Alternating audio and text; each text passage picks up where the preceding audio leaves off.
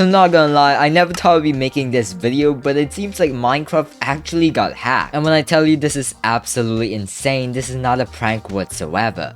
Like dude, I wish it was April Fool's, but it isn't.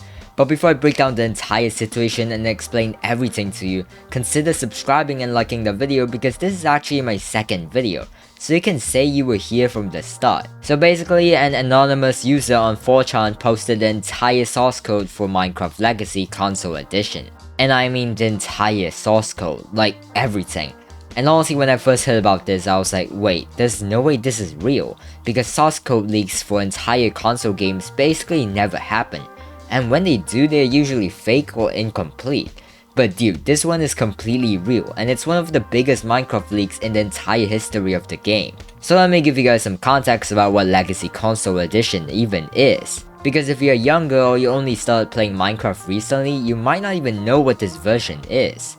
Legacy Console Edition was the version of Minecraft that was on Xbox 360, PlayStation 3, Xbox One, and so much more. And it wasn't made by Mojang, it was actually made by a Scottish development studio called 4J Studios. And this version was completely different from Java Edition and Bedrock Edition. Like it had its own unique UI, it had a completely different crafting interface, the worlds were finite instead of infinite, it had split screen multiplayer, and most importantly it had a tutorial world that literally everyone who played console Minecraft remembers and loves. And honestly, Legacy Console Edition was so good. Like if you grew up playing Minecraft on console, you know exactly what I'm talking about. The tutorial world was iconic, the UI was clean, the crafting system was so much easier than Java Edition, and also it just felt like the definitive console Minecraft experience. But then Microsoft decided to discontinue it and push everyone to Bedrock Edition instead. And the final update for Legacy Console Edition was TU75, which came out in August 2019. And after that, they literally delisted the game from digital storefronts entirely, which means the only way to play it now is if you already own a physical copy or if you had it downloaded before they removed it. So now fast forward to February 28, 2026. This anonymous user on 4chan, who is believed to be a former 4J Studios developer, posts a link to a password protected archive file along with the password to access it. And in the original post, the leaker literally wrote, "Because Microsoft has ruined a beautiful game." Which is honestly kinda sad, but also shows that this was intentional, like they wanted this to get out there. And the leaker also teased that they might drop the full tree later, which suggests there might be even more files coming at some point. And at first people were super skeptical, right? Because claims about full console source codes are usually exaggerated or completely fake. But within hours, people started posting screenshots of directory structures, internal project files, and development assets, and everyone realized, dude, this is actually real. And the files were quickly mirrored to the Internet Archive, which basically means they're on the public internet forever now and there's no way to fully remove them. But here's where it gets even crazier, and I mean genuinely crazier. The archive didn't just contain Legacy Console Edition, it also included Minecraft Pocket Edition alpha builds that have already been compiled and made playable with touchscreen support. An early development version of Minecraft Dungeons with really weird death looking gameplay, and an early development version of Minecraft Legends, which is the game that basically shut down after like a week. So this is literally one of the broadest Minecraft related leaks in history, spanning multiple completely separate titles and development eras. And not gonna lie, when I found out it included Minecraft Dungeons and Minecraft Legends development builds, I was like, bro, this leak is so much bigger than just Legacy Console Edition. Like we are talking about internal development files from multiple different Minecraft projects that were never supposed to be seen by the public. And also the fact that all of this got leaked at once is absolutely insane. So let's talk about what specific version of Legacy Console Edition was leaked, because this is important. The primary playable build that people have compiled from the source code is the Xbox One edition, specifically the Windows 64 debug build that was included in the files. And based on the content that's visible in-game and the file's timestamp, it dates to approximately October 10, 2014, which puts it around Title Update 14. And remember, the final version of Legacy Console Edition was TU75.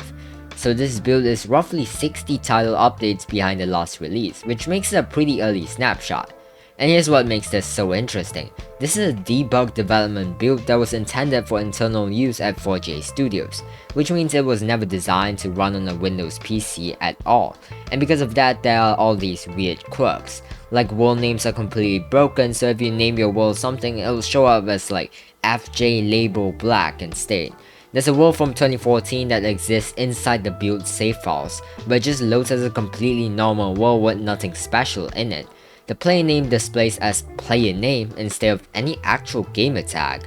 The logo on the main menu is visibly broken and looks like a placeholder, and the marketplace just perpetually loads with no content because it was never connected to any real backend. But dude, here's the coolest part. Within like 24 to 48 hours of the leak, the community had already fixed most of the major issues. Initially, the build ran in this debug state where you needed a controller to play and there was no audio at all. But fans used Visual Studio 2012 to build it for Windows, and modders added keyboard and mouse support.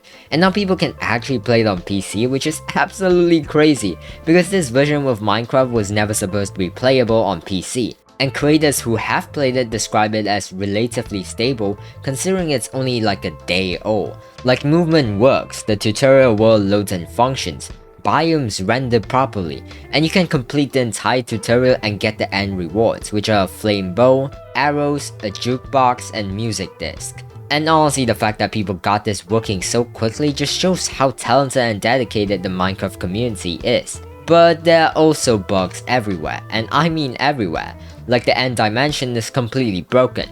When you load into it, overworld chunks and biomes can bleed through, so you'll have overworld terrain, zombies, and an ender dragon all appearing at the same time in the end. And if you generate more chunks, it gets even worse, with large floating pieces of end terrain appearing mid-air. The nether is also broken, and if you get below the nether floor, the entire dimension unrenders and turns into a giant x-ray view of the world below, which is actually a known bug from the retail console editions. The overworld has chunk generation issues too, where if you rapidly fly around and load chunks, it causes severe visual glitching that people describe as literally hurting your eyes. And there's this gravity block behavior bug where if you stack falling entities and cobwebs, it breaks gravity for all gravity affected blocks across the entire world. But also, even with all these bugs, the most exciting discovery is the internal developer debug menu. So creators found there's this debug menu that 4J Studios used during development that players never had access to on the retail console versions. And it functions almost like an expanded version of Java Edition's F3 screen, but with active controls. You can spawn specific mobs on demand, toggle fly mode, change the time of day, toggle rain and thunder, change your skin, activate a debug renderer, and adjust protection and difficulty settings. And on PC, you can access this debug screen just by pressing the D-pad, which is absolutely insane. Like, this was an invaluable internal testing tool for 4J's development teams, but it was completely invisible to the public in the retail releases. And here's something that people find genuinely hilarious. Because this is a debug build compiled for Windows, the game literally refers to itself internally as Minecraft Windows Edition, which is a name that never officially existed. And community members found files indicating the existence of a cancelled version of Minecraft Windows Edition, which suggests that at one point 4J Studios was working on a PC version before Windows 10 Edition appeared. And this raises the fascinating possibility that Legacy Console Edition could have become the dominant cross-platform version instead of Bedrock Edition. Like, imagine if Legacy Console Edition had come to PC instead of Bedrock. Dude, that would have been so much better. But dude, here's where things get really interesting from a technical perspective. Data miners found code in the leaked files that dates back to the very earliest versions of Minecraft Java Edition, like Inf, Alpha, and Beta. And the reason this code is in there is because 4J ported the game from an early Java build and then continued developing from there. So the codebase accumulated layers of notched original code that was never fully removed. And some of the specific things they found include floating sky islands, which is the naturally generated floating island dimension from Minecraft's very earliest Java builds that many people considered lost forever. They also found Notch's waterfall foam experiments, which was prototype code for adding bubble and foam effects to the base of waterfalls that Notch experimented but never actually shipped. And there's even a C++ programming lesson embedded in the source files that was apparently left behind by the developer. And also the fact that this code from Minecraft's earliest eras is just sitting in the Legacy Console Edition source code is so cool from a preservation standpoint. Like, there are parts of early Minecraft that we thought were gone forever, but they've actually been preserved in the console version this entire time, just hidden in a code base where nobody could see them. But let's talk about what this means for modding, because dude, this changes everything. Before this leak, modding Legacy Console Edition was basically impossible. The only thing you could do was manipulate world saves through hardware exploits, like building a nether portal and replacing the obsidian with glowstone so it looked like an Aether portal. Even though it still functioned exactly like a nether portal, there was no way to add custom blocks, dimensions, or mechanics. But now with the source code available, that has completely changed. And within just a couple of days of the leak, community members had already produced a working Aether mod with a custom dimension, custom portal, custom blocks, and custom mechanics all running natively in Legacy Console Edition. They've also created custom blocks, custom dimensions, and they've even got working multiplayer. And people have compiled Pocket Edition and made it playable on PC with touch support. And honestly, the speed at which the community has done all of this is absolutely insane. And creators are expressing hope that dedicated mod launchers and mod loaders for Legacy Console Edition will follow in the coming weeks and months. And dude, if that happens, Legacy Console Edition could basically get a second life as a modding platform, which would be so cool. Like, imagine being able to play Legacy Console Edition with all your favorite mods on PC with full mod support. That would be incredible. But we also need to talk about the legal situation, because this is important. The source code is intellectual property owned by Microsoft and Mojang, and the leak is almost certainly illegal under copyright and trade secret law. All the creators making videos about this are being really careful not to show the source code directly on screen, not to link to download locations, and to acknowledge that this is in a legal grey area. And historically, Microsoft and Mojang have never taken action on dumps of Legacy Console Edition game files that have been uploaded online, but they have taken down projects that wouldn't clean room in their research approach. And also, given that the files are already archived on the Internet Archive and sprayed all over the web, a full removal is basically impossible at this point. So this is out there now, and it's not going away. So let me know what you guys think in the comments down below. Do you think Microsoft is gonna take legal action? Do you think we're gonna see a full mod scene developed for Legacy Console Edition?